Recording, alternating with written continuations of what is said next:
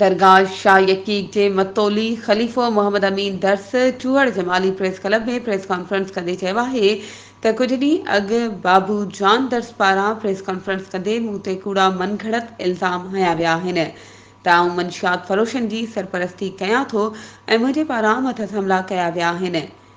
इहे इल्ज़ाम कूड़ा ऐं बेबुनियाद आहिनि। ऐं दरगाह शाह यकीक जो मतोली हुजण सां गॾोगॾु शरीफ़ शहरी ऐं साबिक़ काउंसलर पिणु आहियां।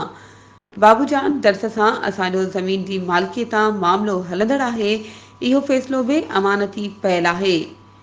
हिननि मुंहिंजे मथां SSP ऑफिस में पिणु केस कयो हो जिते हू कूड़ा निकिता।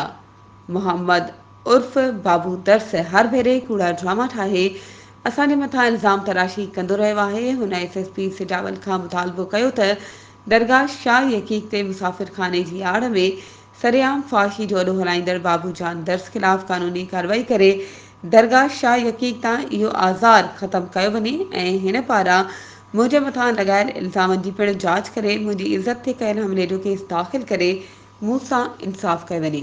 वधीक ख़बरुनि ऐं अपडेट्स जे लाइ असांजे चैनल खे सब्सक्राइब कयो ऐं हा बेल आइकन खे प्रेस करणु न विसारिजो त जीअं असांजी हर नई अचण वारी वीडियो तव्हां ताईं पहुची